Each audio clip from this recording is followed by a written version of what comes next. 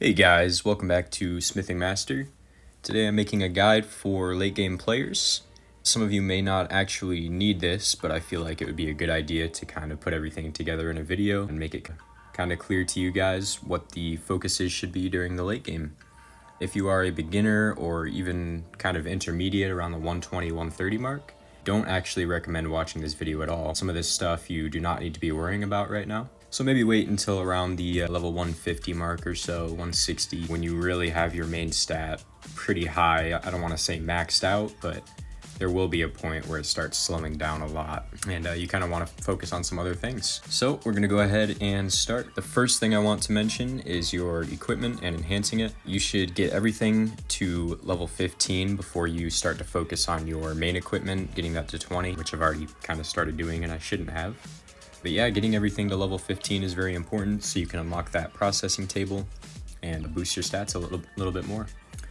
All right, the second thing I want to talk about is secondary stats. So like I said, once you get your main stat pretty high, you're going to want to start focusing on some other things. And that includes stats like AB, which is armor break, damage reduction, damage amp, lifesteal. It kind of depends on your build. So if you're going ER like me, definitely getting your lifesteal a little higher is helpful for survivability. And then you can kind of choose whether you want to go for damage reduction or damage amp. My current focus is actually damage amp, because for some reason I'm finding that running Ursine in the front line is a little bit stronger than running ER in the front line, which I never would have guessed. So my focus right now, even as an ER build, is increasing my damage output to make up for the lack of damage I have in my pets. So you're definitely going to want to try and find some relics to increase those stats. Like I've got lifesteal here, some lifesteal res. I think I have damage reduction in here. Just whatever you can get for those second stats to boost your damage or increase your survivability. You can also get things from your Zodiac polish, your leveling up your companions. Again, you guys kind of already know all this, but I do want to mention it. The next thing to talk about is your daily drops. You definitely want to be able to max these out every day. Make sure you have a lot of mithril saved up and don't use more than you need to. Get every single daily drop that you can, especially things like sparkling ink, which you get at Anvil level 37. Very important to get those. I mean, it's 3 free sparkling ink every day. So definitely should be focusing on getting all of your daily drops. The next thing to talk about is creating a secondary build. Now with the lineups feature, this is very easy. I recommend you guys go for this specific CMB build for damage versus the guild boss and the demon invasion. So getting your CMB on your equipment, running the cancer card and shackles of misery. Very strong for doing a lot of damage. I can do like 4 times as much damage with this build than I can with my ER build. So I definitely recommend you guys do this. And again, I believe the kind of guide for putting together this build is in my late game ER video. There are timestamps in the video. You can go check it out. It should be somewhere near the end of the video. Definitely should be using this for extra rewards in Demon Invasion and Guild Boss. And sometimes it can be a little helpful for like World Boss Tower, things like that. But it kind of does require your CMB to be over like 300% at this point in the game. So yeah, the next thing is the Evergreen Courtyard. Because it takes so long to really grind up your stats at this level, the Evergreen Courtyard is a great way to get a lot of boosts. So you guys definitely should be grinding the Scarlet Corridor every day, even though I know it sucks, but it's going to be worth it.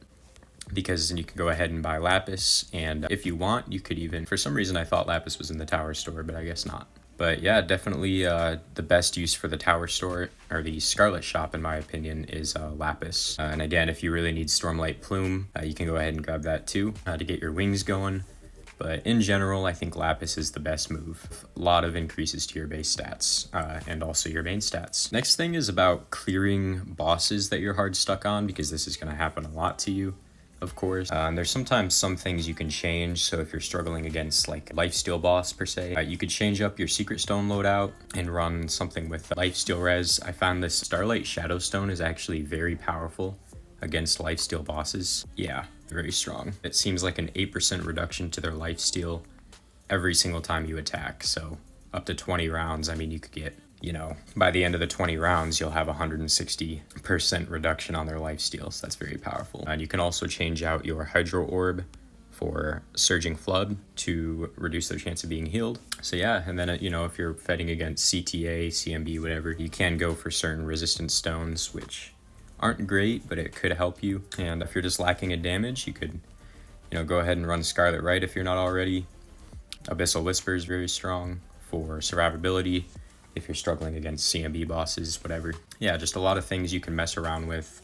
You can also mess around with your pet loadout. So if you're ER, you could try running ER in the front line, and if you die too quickly, you can run your defense pet instead in the front line, which seems to work a little better for me. So yeah, just mess around with stuff. Don't get stuck on a boss and think there's just no way I'm going to clear this, because, you know, sometimes there's RNG in this game. You can end up clearing it sometimes without even changing anything. So yeah, definitely give that a try. Next thing is the Master Championships. At a certain point, I think it would be good to save up for multiple rotations, or even go for max rotations in the Master Championship, and try to get a higher ranking. It's a lot easier to save up a lot of material. When you're late game, you're getting higher rewards from PvE, and you can save up a little bit better. So going for max rotations isn't really out of the question. For Zodiacs, this is a little harder, but if you can get 2 rotations of Zodiacs, that's really good. And yeah, just keep an eye out on the Master Championship leaderboards and kind of see what people in your division are going for, and then you can prepare for that. So if you see the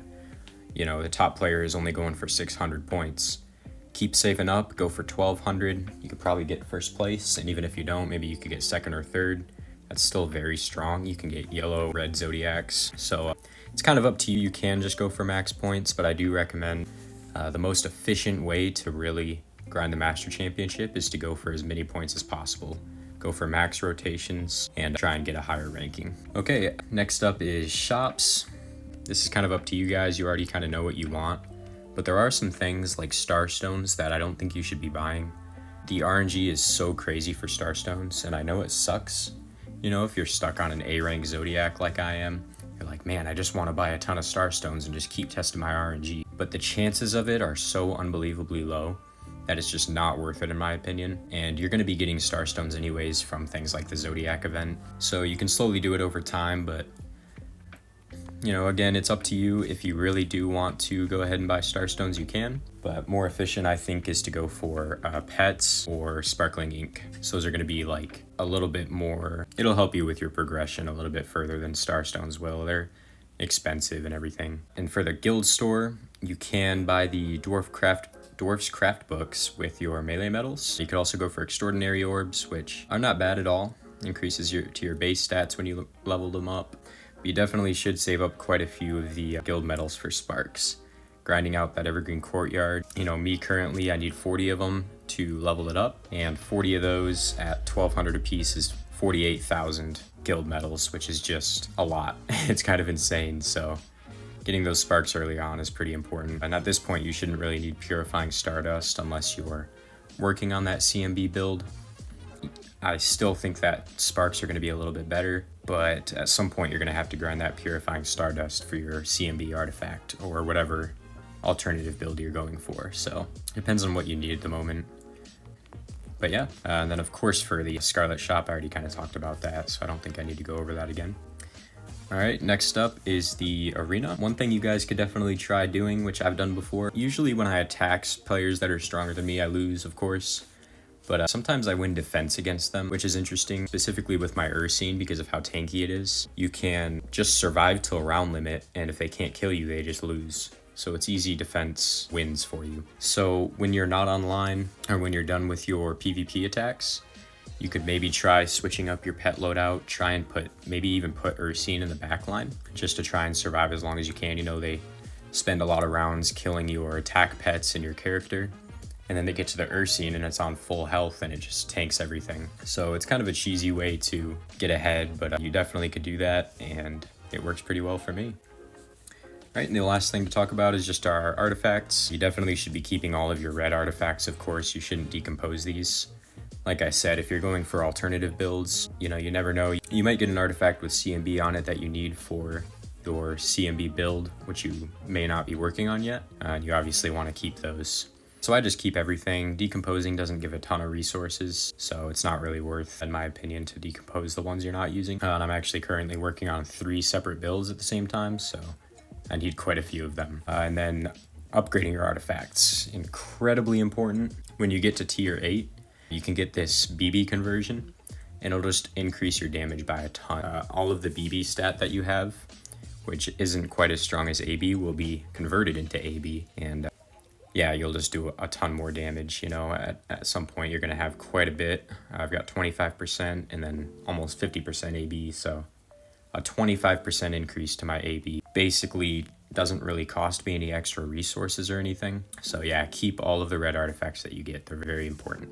All right, that's pretty much everything that I have for you guys today. I hope this was helpful to you. If you have any questions or comments, leave them in the comments. I get to all of them, and I really appreciate the interaction on my channel. And yeah, so go ahead and leave a like and subscribe if you haven't already. The more the channel grows, the more people that will have access to the information that I share with you guys, and help make the community a little bit stronger. And one last thing before I go, you guys should definitely join the Anvil Masters Discord channel. It is a lot more active than the official Smithing Master Discord, and we got all the cool people in there. Everybody's super helpful and knowledgeable about the game. Pretty much everything that I know is from these players, and it's just a fun place to hang out otherwise, even if it's not Smithing Master related. So go ahead and check out the description, join the Discord, come say hi to me, and all the other members of the server.